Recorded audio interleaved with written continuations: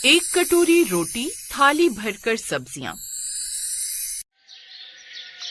आरव मुंबई शहर में रहने वाला एक इंजीनियर लड़का था जो महाजन परिवार का इकलौता बेटा था। उसके परिवार में उसकी माँ सुनीता महाजन, पिता आलोक महाजन और दो बहनें किंजल और नितिका महाजन थी। एक रोज गांव से मनोहर के यहाँ से शादी का कार्ड आया, उसकी बेटी शन्नू की शादी है।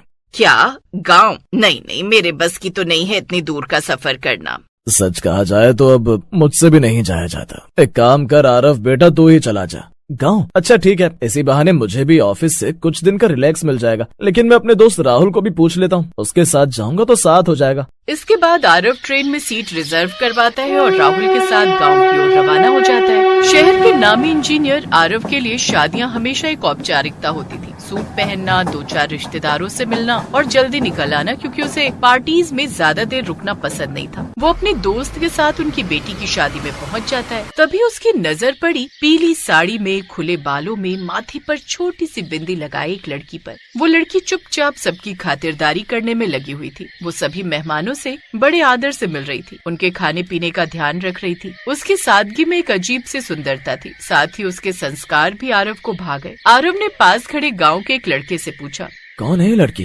दूसरे गांव की लड़की है गौरी, शन्नो दीदी की सहेली है, 12वीं पास है। आरव ने फिर से उसकी ओर देखा। न मेकअप न बनावटी मुस्कान, फिर भी उसकी ओर से आंखें हट ही नहीं रही थी। अचानक थोड़ी देर बाद बारिश शुरू हो गई। गौरी मंडप के पास खड़ी थी, तभी किसी ने आरव को छाता ला कर दिया। अरे वाह यार, ये अच्छा किया, छाता मिल गया। राहुल जैसे ही उसके छाते के नीचे जाने लगा, वैसे ही आरव छाता लेकर उस लड़की की ओर चला गया। अबे वो कहाँ जा रहा है? आरव उसके पास जा पहुंचा। आप भीग जाएंगी, इस छाते के नीचे आ जाइए। गौरी झिझकते हुए छाते के नीचे चली गई। कुछ देर बाद टेंट का इंतजाम हुआ, जिससे सबको राहत मिल गई, लेकिन तब तक राहुल भीग चुका था। अरे राहुल, ये क्या, तू तो पूरा भीग गया। हाँ, तेरे मजनू बनने के चक्कर में। अबे ओ, तू ठहरा शहरी इंजीनियर और वो गांव की साधारण सी लड़की। तुझे तो इससे अच्छी अच्छी लड़कियां मिल जाएंगी। देखने में तू काफी हैंडसम है यार। मुझे कोई और नहीं चाहिए, बस यही चाहिए। लेकिन तू जानता है ना, तेरी फैमिली मॉडर्न फैमिली है और उन्हें मॉडर्न लड़की चाहिए होगी, ना कि कोई गाँव की। वो सब मुझे नहीं पता। अब तो तेरी भाभी अगर कोई बनेगी तो यही बनेगी। आरव 2 दिन वहीं रुकता है और इसी दौरान गौरी से बातचीत बढ़ा लेता है। उधर शहर में उसके परिवार वाले उसके लिए कोई मॉडर्न शहरी पढ़ी लिखी लड़की ढूंढ रहे थे। नहीं पंडित जी, ये चश्मिश लड़की की फोटो तो मत ही दिखाओ। मेरे बेटे के लिए तो बिल्कुल मॉडर्न और स्टाइलिश लड़कियां दिखाओ, जो उसके स्टैंडर्ड को मैच कर सके।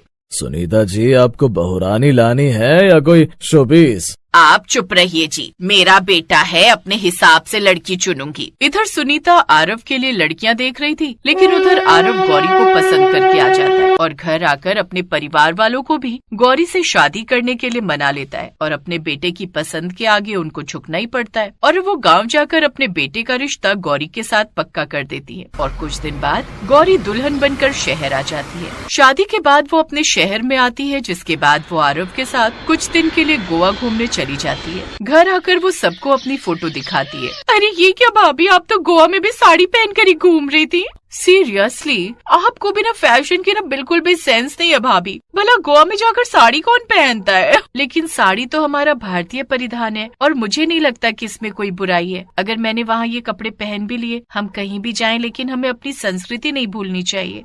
ओह गॉड भाभी, आपने ये सब लेक्चर हमारे सामने मत दिया करो यार।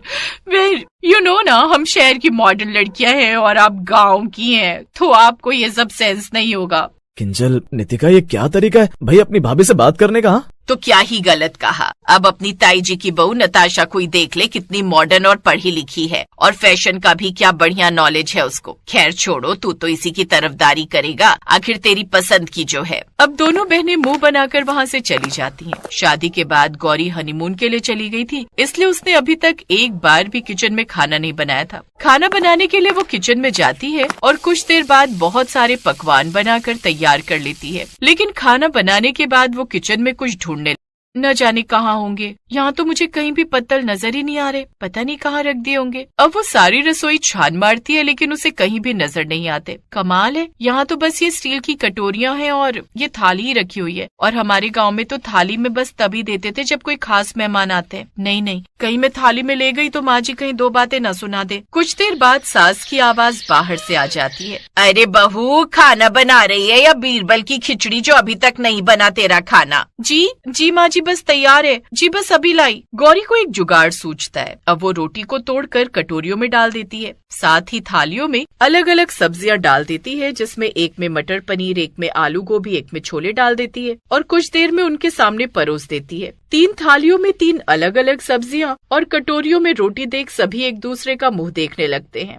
ये क्या है? जुगाली करने को दिया है क्या तूने हमें ये खाना? कोई जानवर को भी ऐसे खाना डालकर नहीं देता होगा। नहीं माँ जी, हम तो अपने मोती को थाली में रोटी और सब्जी कर देते हैं, 2 मिनट में लपक कर सब खत्म कर देता है। और हमारे गाँव में तो एक परिवार के लोग ऐसे ही मिलकर खाना खाते हैं। एक थाली में सबकी सब्जी डाल दी जाती है और इससे ज्यादा बर्तन भी नहीं होते, और एक ही थाली में सब्जी खाने से सब में प्यार भी बढ़ता है। चुप कर नालायक, ये तेरा गांव नहीं है और ना ही हम सब जानवर हैं। देख रहा है आरव तू अपनी गांव की गवार बीवी के कारनामे। माँ जी मैं गवार नहीं हूँ, बल्कि 12वीं पास हूँ, वो भी सर्वोदय विद्यालय से। दिख रहा है कितनी पढ़ी लिखी है। बताओ भला ऐसे खाना कौन सर्व करता है? अच्छा वो मम्मी, तुमने ताई जी और उनकी फैमिली को नहीं बुलाया खाना खाने को? अगर वो इस मैडम की ऐसी हरकत देखती तो हमारा कितना मजाक उड़ाती। हाँ, एक तो वैसे ही वो अपनी मॉडर्न बहू को लेकर इतना इतराती है और हमें 10 बातें सुना चुकी है। इसीलिए तो नहीं बुलाया इसकी पहली रसोई में। मैं जानती थी ये जरूर कोई न कोई कांड करेगी, इसीलिए कहा था इस कमबख्त से कि किसी शहरी मॉडर्न लड़की से शादी कर ले जो हमारे स्टैंडर्ड की हो। लेकिन नहीं, इस पर तो जैसे प्यार का भूत सवार था। अरे बस भी करो, बहू बेचारी शहर में नई आई है, धीरे धीरे यहाँ के तौर तरीके सीख जाएगी। अब वो सब बिना खाए ही वहाँ से उठ जाते हैं। गौरी को ये सब देखकर बड़ा बुरा लगता है। फिर आरव उसे सारी बात बताता है। गौरी, माँ की बातों का बुरा मत मानना। शहरों में सब्जी कटोरियों में परोसी जाती है और रोटी थाली में। आगे से ध्यान रखना। अच्छा मैं चलता हूँ, ऑफिस के लिए लेट हो रहा है। आरव ऑफिस के लिए चला जाता है और सुनीता भी अपने पति के साथ एक रिश्तेदार को हॉस्पिटल देखने चली जाती है और किंजल और नितिका भी अपने कॉलेज चली जाती हैं। अब घर में अकेली गौरी ही बचती है। ओफो, सारा घर बिखरा पड़ा है। माँ जी के बेडरूम से लेकर ननद जी के कमरों का बड़ा ही बुरा हाल है। कोई बात नहीं, मैं भी तो यहाँ बैठकर बोर हो रही हूँ। अब गौरी सारे घर की अच्छे से बैठकर सफाई करती है और उसे इन सब में 4 घंटे लग जाते हैं। फिर जब उनके घर वाले आते हैं तो अपने घर को देखकर बड़े खुश होते हैं। सुनीता भी अपने घर का हाल देखकर खुश तो हो जाती है। नई बहू के आने से अब घर काफी साफ रहता था। ऐसे ही कुछ दिन बीत जाते हैं। एक रोज वो किसी पार्टी में जाते हैं जहाँ उनकी ताई सास भी अपनी मॉडर्न बहू को लेकर आई होती है, जिसने काफी मॉडर्न शॉर्ट ड्रेस पहनी हुई थी। जबकि गौरी वहाँ भी साड़ी पहनकर ही जाती है और सबके पाँव छूती है। जबकि मॉडर्न बहू किसी से ठीक से बात भी नहीं करती। सुनीता, अब तो अपनी इस गाँव की बहू को शहरी तरीके के कपड़े पहनना सिखा दे। इसको समझाइए इसका गाँव नहीं है। मदर इन लॉ, अगर आपका टाइम पास हो गया तो जरा ये मेरी सैंडल पकड़ो, मुझे डीजे पर जाकर डांस करना है। बहू तो पिछले 10 दिन से रोज पार्टी में ही जा रही है। घर आए हुए तुझे 10 दिन हो गए। वो तेरी घर गृहस्थी, कम से कम उसे तो चलकर संभालना सीख। ए बुढ़े, मेरा दिमाग खराब मत कर, समझा? मैंने किसी का ओपिनियन नहीं मांगा है। ये मेरी लाइफ है और मेरी मर्जी, मैं इसे कैसे भी जीऊं। वो वहाँ से चली जाती। ये देख ताई सास और ताया ससुर बड़े शर्मिंदा हो जाते हैं। वहीं गौरी अपनी सास की अच्छे से केयर करती है और पूरी पार्टी में अपने सास ससुर का पूरा ध्यान रखती है। फिर घर आकर देखा सुनीता, भाई साहब की मॉडर्न बहू को, वो भले ही मॉडर्न शहरी है लेकिन उसमें संस्कार नाम की चीज नहीं है। और एक हमारी बहू है जिसे सब चीजों की कितनी फिक्र रहती है। वो घर भी अच्छे से संभालना जानती है, साथ ही अपने से बड़ों की इज्जत करना भी। आप ठीक कहते हो जी, अपनी गौरी सच में ही एक अच्छी संस्कारी बहू है। अब वो सभी घर वाले गौरी को खूब प्यार करने लगते हैं और अब उसकी ननद भी उसे शहरी तौर तरीके सिखा देती हैं, जिससे अब वो सब एक साथ खुशी खुशी रहते हैं।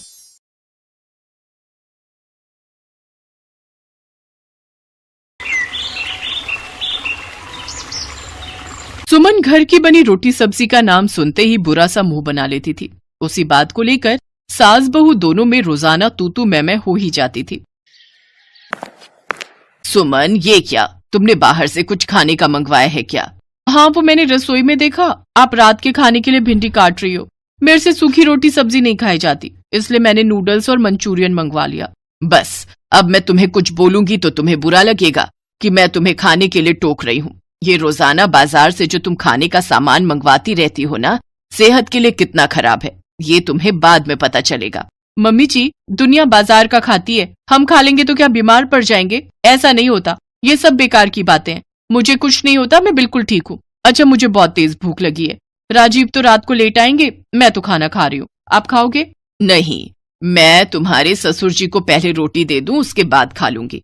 तुम खा लो, भिंडी रोटी लेनी हो तो ले लेना, साथ में मैंने रोटियां ज्यादा बना दी थी। ठीक है, एक ले लूंगी रोटी, मन होगा तो। सुमन अक्सर ही रोटी सब्जी बनने के टाइम पर बाजार से ऑर्डर कर देती थी या फिर सूखी सब्जी बने तो उसके साथ कुछ और बनाने की तैयारी कर लेती थी। सुमन, आज मंडी से करेले लेते आऊं? तुम्हारे बाबूजी कई दिनों से करेले आलू प्याज की सब्जी खाने के लिए कह रहे हैं। तो हम सब क्या खाएंगे? वही रोटी सब्जी जो बनेगी, और क्या खाना है। मैं मंडी होकर आती हूँ। सुमन की सास सुषमा सब्जियां लेने मंडी चली जाती है। रात को सुमन रोटी सब्जी बनाकर तैयार कर देती है, पर अभी सुमन कढ़ाई में कुछ और बना रही थी। तभी सुषमा रसोई में आती है। अरे सुमन, ये क्या बना रही हो? वो मेरा ना रोटी सब्जी खाने का मन नहीं था, इसलिए मैं अपने लिए नूडल्स बना रही हूँ। अरे तो अब तुम्हारा नूडल्स खाकर पेट भर जाएगा, तो क्या तुम अब फिर रोटी सब्जी नहीं खाओगी? बहू, ये सब ठीक नहीं। रोटी सब्जी खाना भी बहुत जरूरी है। हर समय ये उल्टा सीधा खाने से पेट को नुकसान होता है। मेरा बिल्कुल मन नहीं था रोटी सब्जी का, इसलिए मैंने नूडल्स बना लिए। हर समय रोटी सब्जी नहीं खाई जाती। आप सब खाओ ना रोटी सब्जी, आपको थोड़ी रोका है। रहने दो मम्मी, जब ये नहीं सुनती तो कहना बेकार है। छोड़ो तुम, ये रोजाना के तू मैं से मेरा सिर दर्द होता है। अरे सुषमा, आज रोटी मिल जाएगी या भूखा ही सोना पड़ेगा? हाँ, ला रही हूँ। ये रोजाना की चिक चिक से ना मेरा दिमाग खराब हो गया है। अब दिखाती हूँ इन्हें कल से कि रोटी सब्जी बनाना होता क्या है। अगले दिन सुमन की हरकत से हर कोई अनजान था कि वो क्या नया करने वाली है। हे भगवान, कटहल में इतना तेल। बहू, ये तेल की सब्जी है या कटहल की? मम्मी जी, अब आपको इसमें भी प्रॉब्लम है। आज तो मैं रोटी सब्जी बना और खा रही हूँ। देखो, मैंने बाजार का कुछ नहीं मंगवाया, ना ही घर पर कुछ अलग से बनाया है। पर इतना तेल सभी के लिए बहुत नुकसानदायक होता है। सब्जी में तेल कम डाला करो। अब सब्जी तो मैं ऐसे ही बनाऊंगी, जिसको खानी है खाए, नहीं खानी है मत खाए। सुमन ने अब रोटी सब्जी बनानी और खानी शुरू की तो अपनी मन मर्जी की सब्जी बनाने लगी। रोजाना ही सुमन तली हुई तेल में डूबी मिर्च मसाले वाली सब्जियां बनाने लगी। ये आप गाजर मटर की उबली हुई सब्जी क्यों बना रही हो? मैंने तो शाही पनीर बनाया ना, वो नहीं खाओगे?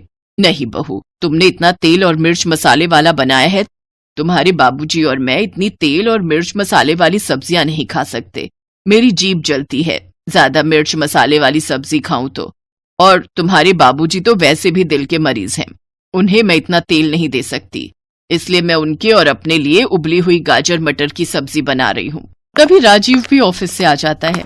कितनी बार का है, तली मिर्च मसाले वाली सब्जी ऑफिस में मत दिया करो। कोफ्ते दे दिए और पूरा दिन मेरे ऑफिस। कभी गैस की कोई गोली खा रहा हूँ, हाजमे की कोई चीज ले रहा हूँ। अरे ऐसे थोड़ी होता है। मैं पूरा दिन में जलन हो रही है, मैं तो कुछ नहीं खाऊंगा।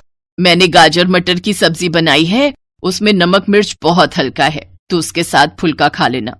कितनी बार तो मैं बोलती हूँ कि सुमन, तेल वाली मिर्च मसाले की सब्जी कम बनाया कर। बाजार का बंद हुआ तो अब तुमने रोटी सब्जी में इतना तेल और मिर्च मसाले डालने शुरू कर दिए। तुम्हें कोई नहीं समझा सकता। मैं बार बार बोलती हूँ, लोग मुझे ही गलत कहेंगे कि बहू को खाने पीने के लिए टोक रही हूँ।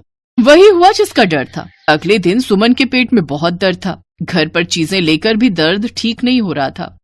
कितनी बार मना किया कि खाने पीने की चीजों पर ध्यान दो, कि हम क्या खा रहे हैं। अरे 1-2 दिन तो चल जाता है, ये थोड़ी रोजाना की इतना तला भुना बाजार का खाना। कभी घर पर बना तो ऐसा तला हुआ खाना पूरे 1 किलो के तेल की बोतल 1 हफ्ते में खत्म कर दी तुमने बहू। पर मैंने कुछ नहीं कहा, वरना तुम मुझे दोष देती कि मैं तुम्हारे खाने पर नजर लगा रही हूँ। मुझे पता था कि ऐसा ही कुछ होगा, पर मैं कहकर बुरी ही बनती। अरे सुषमा, बस भी करो। जाओ बहू, तुम राजीव के साथ डॉक्टर के पास होकर आओ। राजीव सुमन को डॉक्टर के पास ले जाता है। सुमन के पेट में दर्द ज्यादा था, इस वजह से अल्ट्रासाउंड तुरंत ही किया जाता है। अब देखिए राजीव जी, इनका फैटी लिवर आया है। बहुत हल्का खाना खाना है, कोई तेल मिर्च मसाले नहीं, बस उबला हुआ हो सके तो बेहतर है। पानी खूब पीना है और लिक्विड लेते रहिए। जूस, फ्रूट्स, खिचड़ी, दही, दलिया, दाल, हरी सब्जियां ज्यादा मात्रा में लेने हैं। बाकी मैं कुछ दवाइयां लिख कर दे रहा हूँ, 5 दिन बाद मुझे दिखाना है। जी थैंक यू डॉक्टर। डॉक्टर साहब, पेट में दर्द ठीक हो जाएगा ना? बहुत ज्यादा हो रहा है। हाँ, जैसे जैसे बीमारी ठीक होगी वैसे वैसे पेट दर्द में भी आराम मिलता रहेगा। कुछ हल्का खाकर जाते से दवाई ले लेना, और दवाई का कोर्स बहुत ध्यान से करना है, पर साथ ही साथ अपने खान पान पर भी पूरा ध्यान रखना है। राजीव सुमन को लेकर घर आ जाता है। सुमन की सास सुषमा रसोई में खिचड़ी तैयार कर रही थी। कुछ देर बाद सुषमा सुमन के लिए खिचड़ी और दही लेकर आती है। ये लो सुमन, ये खिचड़ी खा लो, उसके बाद दवाई ले लेना, आराम मिल जाएगा। सॉरी मम्मी जी, मैंने आपकी बातों पर बिल्कुल भी ध्यान नहीं दिया। हमारे बड़े हमें सही बात कहते हैं, पर हम छोटे उनकी बातों को इग्नोर कर देते हैं। पर सच तो यह है कि आप ठीक कहती थी, मेरी भलाई सोचती थी। मैं प्रॉमिस करती हूँ अब मैं सिंपल खाना खाऊंगी, नॉर्मल सब्जी रोटी और घर का बना सिंपल खाना। ऐसा नहीं है बहू, खाओ, बाजार का भी खाओ, घर का बाजार का तला हुआ भी खाओ, पर उसे आदत मत बनाओ। कभी तीज त्योहार या फिर कोई शादी पार्टी या कोई समारोह उत्सव हो तब खाओ। ये नहीं कि रोजाना ही हम इतना भारी खाना खा रहे हैं जो हमारी सेहत को नुकसान दे रहा है। ये भी तो ठीक नहीं। अब जल्दी से खिचड़ी खा लो, फिर दवाई ले लेना। सुषमा खुश थी कि सुमन ने उसकी बातों पर ध्यान दिया और उन बातों पर अमल किया, जिससे कुछ ही दिनों में सुमन की तबीयत बिल्कुल ठीक हो गई।